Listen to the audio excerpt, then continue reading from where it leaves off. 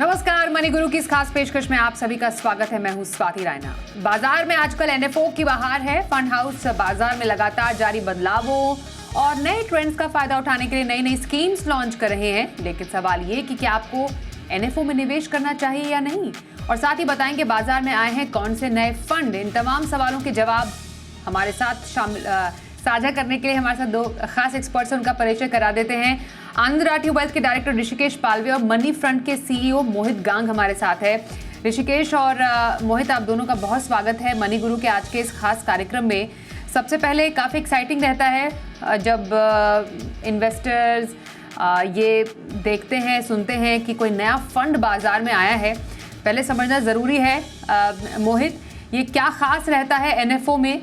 क्या वाकई ये कुछ स्पेशल है जो कि एक इन्वेस्टर को देखना चाहिए, सोचना चाहिए, उसके बारे में समझना भी चाहिए? जी स्वाति, तो काफी अगर हम मार्केट में देखें, अभी जितने भी निवेशक हैं उनके दिल में एक बहुत अलग सा उत्साह रहता है जब वो कोई आईपीओ देखते हैं या एनएफओ देखते हैं। देखिए, स्टॉक मार्केट के आईपीओ का एनएफओ से तुलना करना काफी हद तक गलत है। ये दोनों बहुत ही अलग अलग चीजें हैं। वहां पर आप एक पर्टिकुलर कंपनी की लिस्टिंग की बात करते हो और यहाँ पर आप एक नया फंड, नई थीम या फिर सेम थीम किसी नए फंड हाउस द्वारा लॉन्च की बात करते हैं। तो उस थीम के अंदर जो स्टॉक होंगे वो अधिकतर ये देखा गया है स्वाति कि अगर वो थीम सेम है, तो मान लीजिए कि किसी फंड हाउस ने फ्लेक्सी कैप फंड निकाला या मल्टी कैप फंड निकाला, तो जो फंड के अंदर के जो स्टॉक्स होंगे, जो 50-60 स्टॉक फंड हाउस लेने जा रहा है, वो काफी हद तक रेप्लिकेटेड होते हैं, यानी काफी हद तक वो दोहराए जाते हैं। वही सेम स्टॉक उस फंड हाउस के दूसरे स्कीम्स में भी कुछ हद तक मिलेंगे और उसी तरह के स्टॉक आपको उस कैटेगरी के दूसरे स्कीम्स में जो दूसरे फंड हाउसेस ने निकाला है वहां पर भी मिलेंगे।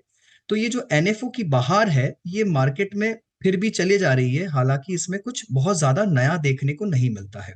अगर मैं आपको कुछ आंकड़े बताऊं स्वाति, तो 2022 से लेकर 2024 अब तक करीब 600 सवा 600 नए एनएफओ आ चुके हैं, जिसमें करीब 2.5 लाख करोड़ के आसपास का पैसा जमा हो चुका है। और अगर यही ट्रेंड में देखूं, 2001 से लेकर 2021 तक 22 साल का ट्रैक रिकॉर्ड देखूं, तो उसमें भी मिलाकर इतने ही एनएफओ आए थे कुछ 22 साल में जितने पिछले 3 साल में आ चुके हैं।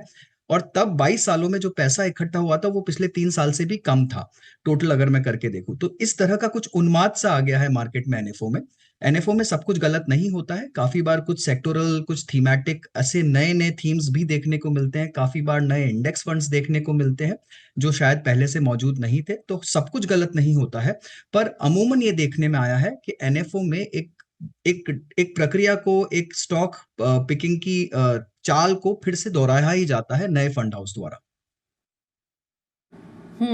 बिल्कुल।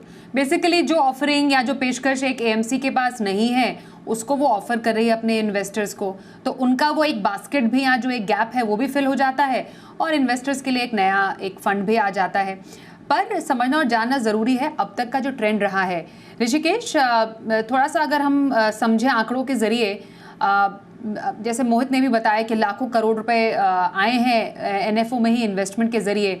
एएमसीज काफ़ी ज़्यादा उत्साही रहती है नए नए फंड लाने में। इस साल भी हमने फाइनेंशियल ईयर 24 में ही देखा कुल 107 एनएफओ अब तक आए हैं। ज़रा थोड़ा बताएंगे कि क्या खास रहा है, ख़ासतौर पर बिल्कुल हालिया टाइम में जो एनएफओज आए हैं, क्या स्पेशलिटी रही है उनकी? नमस्ते स्वाति जी, मोहित जी नमस्ते और सारे दर्शकों को नमस्ते। तो हमने देखा है कि हाल फिलहाल में पिछले कुछ सालों में काफी बढ़ोतरी हुई है एनएफओ मार्केट में। क्या होता है जब मार्केट तेजी में होता है, तब रिटेल इन्वेस्टर जो है वो निवेश करने के लिए इन्वेस्टमेंट एवेन्यूज ढूंढते रहते हैं और एएमसीज भी ये जान लेती है कि डिमांड काफी बढ़ चुका है निवेश के लिए, तो उस हिसाब से वो अपना सप्लाई भी बढ़ा देते हैं। सप्लाई बढ़ाने का एक जरिया है एनएफओस के द्वारा। तो इस हिसाब से एनएफओस का मार्केट काफी बढ़ते हुए दिखता है। अगर हम आंकड़े देखें, जैसे मोहित जी ने भी कहा कि 2017 में देखें तो 7 एनएफओस आए थे, 18 में 15 आए थे, 19 में 38 आए थे, 21 में 42 आए थे, 22-23 में करीब 80-82 आए थे और पिछले साल 2024 में 107 एनएफओस आए थे। इसका कारण यही है कि सप्लाई एक क्रिएट किया जाता है डिमांड को कैटर करने के लिए।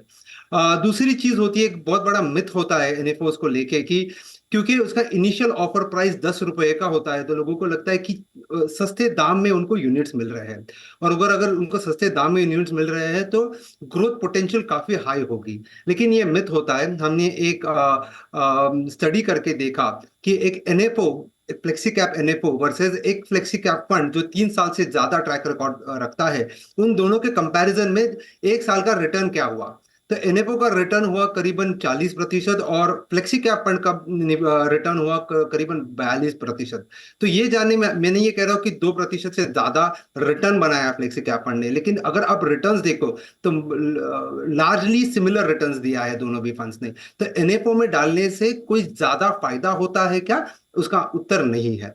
और आपने जैसे कहा कि 2024 ने करीबन 107 एनएफओस देखे थे, उसका ब्रेकअप देखे तो जैसे आपने भी कहा कि थीम बेस्ड होता है, इंडेक्स फंड बेस्ड होता है। ओपन एंडेड डाइवर्सिफाइड फंड्स केवल 19 थे 107 में से। 38 जो थे वो सेक्टर फंड्स थे और करीबन 50 जो थे वो इंडेक्स फंड्स थे। तो इस हिसाब का ब्रेकअप दिखाया जाता है कि जहां पे मैक्सिमम इन्वेस्टमेंट एनएफओस जो होते हैं वो सेक्टर फंड्स या फिर इंडेक्स फंड्स होते हैं। ओके, तो इसी ब्रेकअप को समझे मोहित आपसे भी, जैसे इंडेक्स फंड में ज़्यादा रुचि बढ़ रही है, एएमसीज भी यहाँ पर ज़्यादा पेशकश ला रही है, सेक्टोरल फंड्स को ज़्यादा ट्रैक्शन मिल रहा है।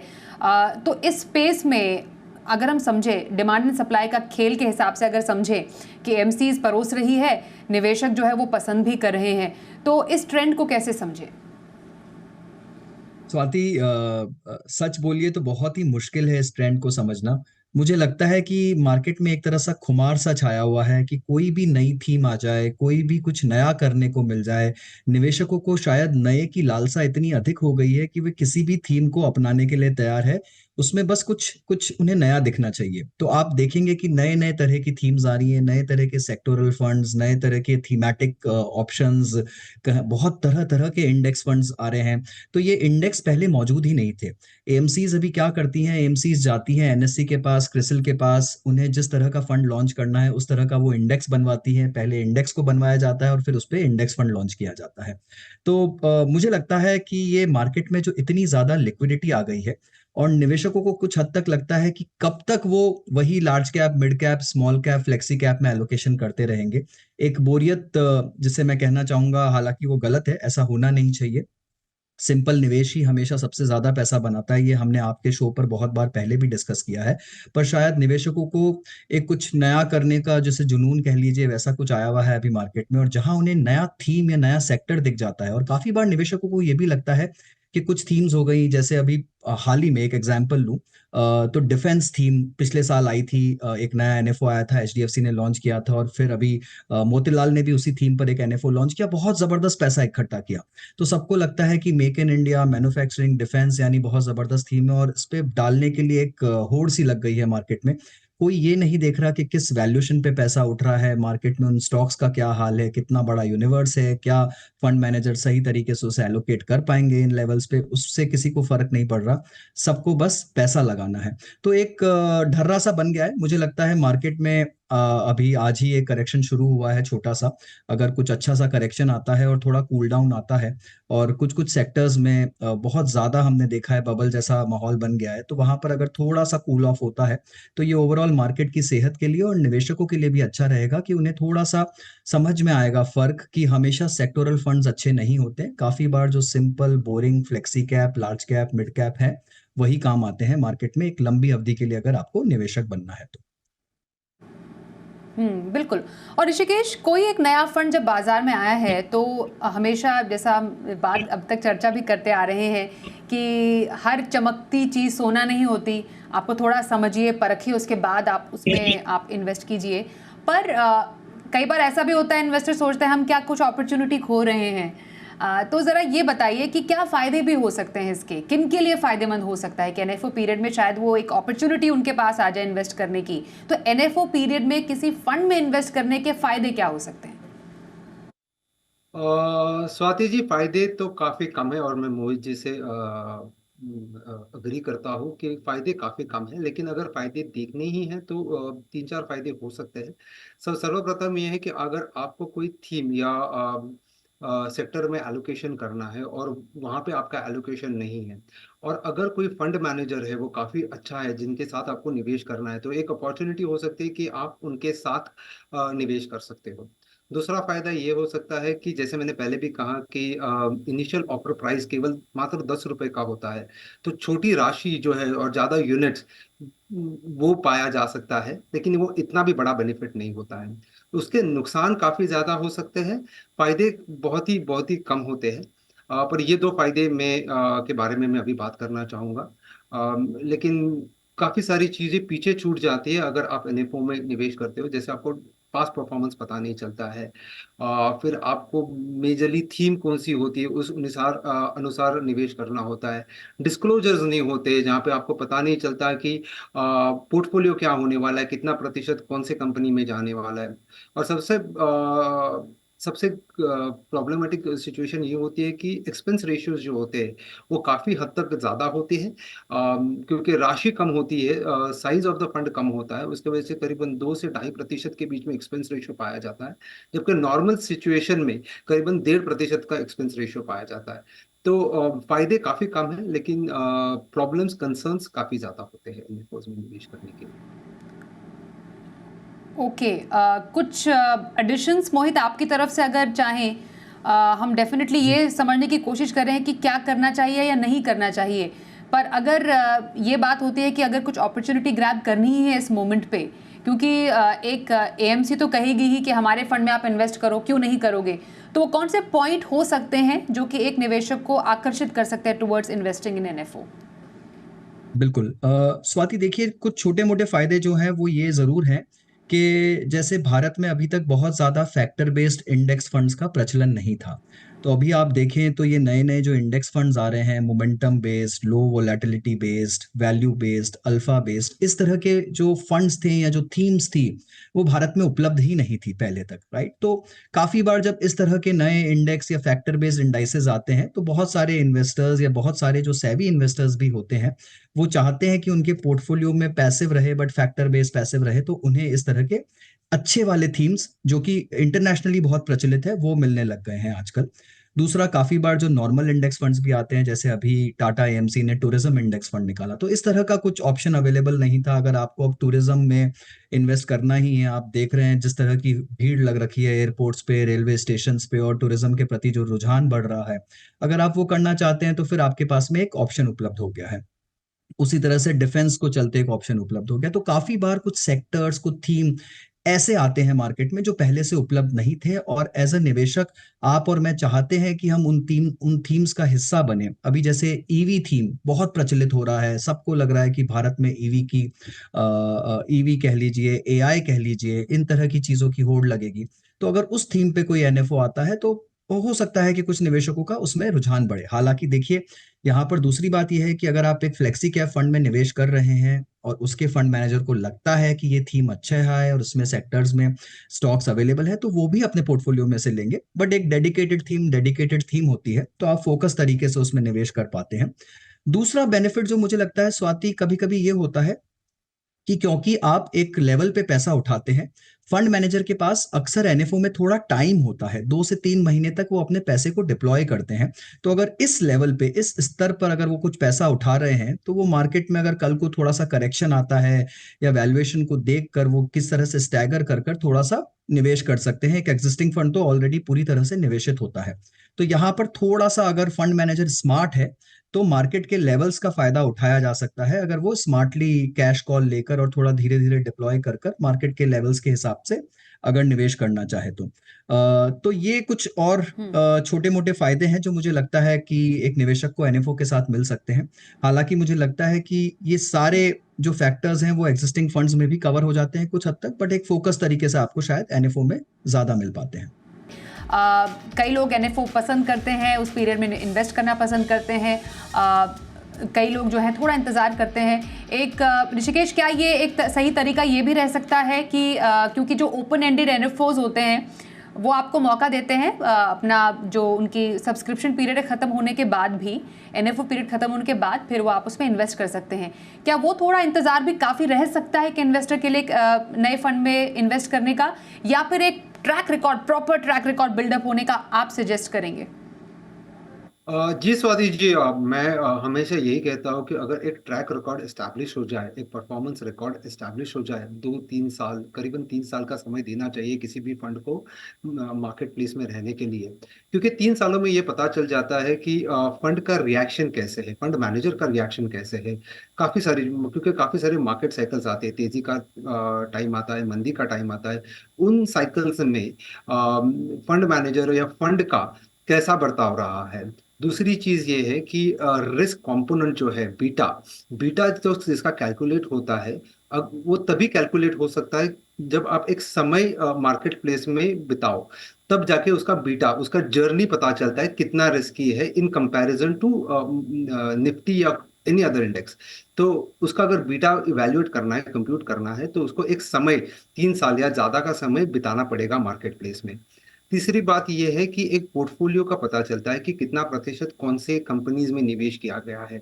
एक पूरा पोर्टफोलियो पता चलता है कि कौन सी कंपनीज है। हर महीने वो पोर्टफोलियोज पब्लिश होते हैं, पता चलता है कौन से कंपनीज में उस फंड ने निवेश किया हुआ है, तो डिस्क्लोजर हो जाता है। तो ये सारी चीजें काफी हद तक एस्टैब्लिश हो जाती है अगर आप 2-3 साल का ट्रैक रिकॉर्ड लेके फिर निवेश करो।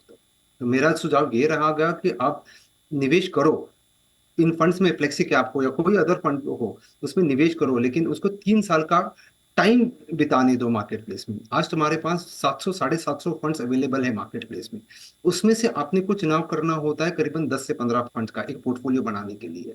अभी ये 10 से 15 फंड्स का पोर्टफोलियो बनाने के लिए मुझे एनएफओ का इंतजार करने की जरूरत नहीं है। ये 700-750 फंड जो अवेलेबल है मार्केट प्लेस में, मैं अपने 15 फंड इनमें से चुनाव करूंगा, और ना कि मैं एक नए एनएफओ के आधार पे निवेश करूं। ओके, बिल्कुल, ये समझना ज़रूरी है कि आप एक ट्रैक रिकॉर्ड बिल्डअप कीजिए एक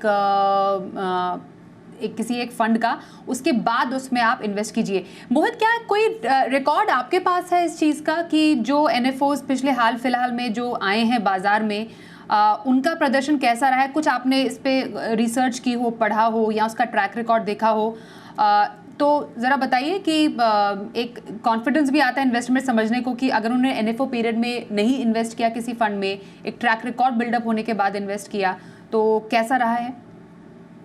देखिए स्वाति, ये पूरी तरह से निर्भर करेगा कि आपने कौन से फंड में किस थीम में पैसा डाला है। अगर आपने किसी थीमेटिक फंड में पैसा डाला है और वो थीम चल रही है, उफान पर है, तो आपने जरूर से जरूर काफी अच्छा पैसा बनाया होगा। बिकॉज मार्केट में जिस तरह की तेजी रही है पिछले 1 साल से, अमूमन जितने भी सेक्टोरल फंड्स आए हैं या थीमेटिक फंड्स आए हैं, सभी ने काफी अच्छा पैसा बना के दिया है। पर ये बात नहीं है कि जो एग्जिस्टिंग स्कीम्स थे या जो एग्जिस्टिंग फंड्स थे उन्होंने पैसा नहीं बनाया, उन्होंने भी इक्वली बहुत अच्छा पैसा बनाया है। यहाँ पर पूरी तरह से निर्भर करता है कि फंड किस कैटेगरी का था, कौन सी थीम पर था। अगर कोई लार्ज कैप फंड आया है या कोई large cap based index fund आया है तो उसने ऑब्वियसली थोड़ा कम रिटर्न दिया होगा।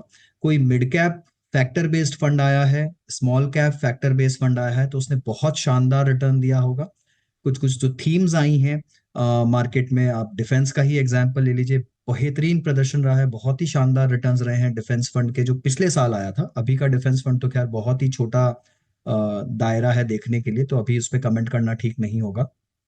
पर कुछ कुछ फंड्स, कुछ कुछ थीम्स बहुत सफल रही हैं अगर वो सही टाइम पर आई है और टाइमिंग उनका ठीक रहा है। होता क्या है स्वाति, इसमें सबसे बड़ी प्रॉब्लम ये है कि जब थीम चमक जाती है पूरी तरह से, अब 2 साल आप सभी ने पीएसयू में बहुत अच्छे रिटर्न देख लिए, और अब अगर आप कोई पीएसयू फंड लेकर आते हैं और उसमें अगर निवेशक जाते हैं तो बहुत हाई रिस्क की स्ट्रेटेजी हो गई। जिस तरह के वैल्यूएशंस हैं, जिस तरह के स्तर पर आप निवेश कर रहे हैं, वहां से अगर आप ये सोचें कि उतना ही रिटर्न आपको आगे भी मिल जाए तो वो बहुत मुश्किल होता है। तो मेरी राय सिर्फ इतनी है कि बिल्कुल करिए, सोच समझ के, अपने सलाहकार से बात करके, अपने रिस्क प्रोफाइल के हिसाब से, अपने टाइम होराइजन के हिसाब से निवेश करिए। बस बहाव में मत आ जाइए। कभी भी ये मान के चलिए कि जो पिछले साल की या पिछले से पिछले साल की सबसे शानदार थीम थी, वो आने वाले अगले 2 सालों की शानदार थीम नहीं हो सकती है। तो उससे बचिए, बस पिछले साल के टॉप परफॉर्मर्स को या थीम्स को मत चेस करिए। जहां आपके पोर्टफोलियो के सूटेबिलिटी के हिसाब से या आपके रिस्क प्रोफाइल के हिसाब से वो अच्छा है और आप समझते हैं उस सेक्टर को या उस थीम को या फिर उस पूरे एनएफओ के जो ऑब्जेक्टिव्स हैं उनको, तो बिल्कुल निवेश कर सकते हैं। ओके, मैं एक बार एक लिस्ट दिखा देती हूँ उन फंड्स के, न्यू फंड्स की, जो कि सब्सक्रिप्शन के लिए खुले हैं अभी, जिनमें निवेश का आपके पास मौका है। मैं मोहित बस आपसे एक राय लेना चाहूँगी, फिर ऋषिकेश के पास जाऊँगी। कुछ लार्ज कैप फंड्स के एनएफओ भी हैं, फिर कुछ थीम स्पेसिफिक, इनफैक्ट थीम और सेक्टोरल स्पेसिफिक ज़्यादा हैं, इंडेक्स स्पेसिफिक भी है। आपको कोई अपॉर्चुनिटी यहाँ पर नज़र आ रही है? देखिए, लार्ज कैप फंड मुझे नहीं लगता कि शायद कोई निवेशक जो पोर्टफोलियो में ऑलरेडी इन्वेस्टेड है म्यूचुअल फंड में, उसने लार्ज कैप फंड नहीं होगा उसके पोर्टफोलियो में, तो मुझे नहीं लगता एक लार्ज कैप फंड को आप दोहराने की कोई ज़रूरत है। एक इनोवेटिव अपॉर्चुनिटीज फंड आ रखा है, एक मेटल इंडेक्स फंड आ रखा है, एक मिड कैप 50 इंडेक्स फंड आ रखा है और एक मैन्युफैक्चरिंग फंड भी आ रखा है। तो सभी तरह से मुझे लगता है ये जितनी भी थीम्स है, इनोवेशन की थीम भी कवर्ड है। मिड कैप 50 शायद एग्जैक्टली कवर्ड नहीं है, बट मिड कैप 150 कवर्ड है, क्वालिटी 50 कवर्ड है। तो यहाँ पर भी मुझे कुछ नया नहीं दिख रहा है। मेटल ईटीएफ जो है वो शायद एक नई थीम है, अगर कमोडिटीज पे कोई बुलिश है तो वहां पर देख सकता है। और आपके पास में एक ऑटोमेटिव ईटीएफ भी आ रखा है मार्केट में। अगर किसी को ऑटोमेशन और ईवी थीम के ऊपर में, न्यू एज ईवी के ऊपर में कुछ करना है, तो शायद ये भी एक नया थीम है। बट मुझे फिलहाल जो एग्जिस्टिंग एनएफओज है उसमें कुछ बहुत ज्यादा नयापन नहीं दिख रहा है। ये सारी थीम्स एग्जिस्टिंग तरीके से मार्केट में उपलब्ध है, और अगर एग्जिस्टिंग तरीके से उपलब्ध है तो मेरी राय हमेशा वही रहती है कि फर्स्ट जो ट्राइड एंड टेस्टेड है उसे लीजिए। आप किसी भी नए खिलाड़ी को सीधा टेस्ट मैच की टीम में नहीं बिठा सकते हैं। आपको ट्राइड एंड टेस्टेड परफॉर्मर्स ही चाहिए एक अच्छी टीम बनाने की। ओके, अब क्योंकि आपने कहा कि एक कॉम्बिनेशन जो कि हमेशा एक विनिंग कॉम्बिनेशन रहा है, वैसा ही फंड सिलेक्शन जो है वो आपके पोर्टफोलियो के लिए भी होना चाहिए। वेरी क्विकली ऋषिकेश, आपके नज़र में फिर वैसा जो एक विनिंग कॉम्बिनेशन, जो टीम कॉम्बिनेशन फंड्स का हो, वो कैसा होना चाहिए? मेरे हिसाब से सर्वप्रथम आपको ये निर्धारित करना पड़ेगा कि लार्ज कैप, मिड कैप और स्मॉल कैप का एलोकेशन कितना होना चाहिए। तो मेरे हिसाब से लार्ज कैप में करीबन 50% का निवेश करना चाहिए, मिड कैप में करीबन 25% का करना चाहिए, और बचे 25% जो है वो स्मॉल कैप में करने चाहिए। इस हिसाब से आपको मार्केट कैपिटलाइजेशन के हिसाब से डाइवर्सिफिकेशन करना जरूरी है। बचा कौन से फंड्स में निवेश करना चाहिए एक अच्छी टीम बनाने के लिए, जैसे मोहित जी ने कहा, मेरे नज़र में एक ICICI Pru focused equity fund है, इसमें निवेश करना चाहिए। इन्वेस्को इंडिया स्मॉल कैप में काफी ज्यादा पोटेंशियल है ये साल। पिछले साल भी काफी हद तक पोटेंशियल था, ये साल भी काफी हद तक पोटेंशियल है। तो Invesco India small cap fund में डालना चाहिए। कोटक मल्टी कैप फंड में डालना चाहिए, जैसे मैंने पिछली बार भी बोला था। जीएसपी इक्विटी अपॉर्चुनिटीज फंड है, जिसमें आपने निवेश करना चाहिए। एसबीआई कॉन्ट्रा, ये मार्केट साइकिल के लिए काफी अच्छा साबित हो सकता है। और एचडीएफसी फ्लेक्सी कैप फंड, इसमें आप निवेश कर सकते हो। तो आप इस हिसाब से एक कॉम्बिनेशन बनाओगे तो एक अच्छी टीम बन सकती है। बिल्कुल, तो एक ट्राइड एंड ट्रस्टेड कॉम्बिनेशन आप बना सकते हैं अपने पोर्टफोलियो के लिए। फिर भी कोई थीम आपके, कोई फ्लेवर आपके अगर पोर्टफोलियो में मिसिंग है, तो आप एनएफओ के जरिए जिसको आप एड्रेस करना चाहते हैं वो भी आप कर सकते हैं। लेकिन सोच समझकर एक एडवाइज़र की मदद लेकर भी आप ये फैसले ले सकते हैं। हमारे एक्सपर्ट्स ने आपको राय दी है, और इसी के लिए हम ऋषिकेश और मोहित, आप दोनों का धन्यवाद करते हैं इस कार्यक्रम में शामिल होने के लिए। एक ब्रेक के लिए भी रुकेंगे, खबरें जारी रहेंगी, देखते रहिए जी बिजनेस।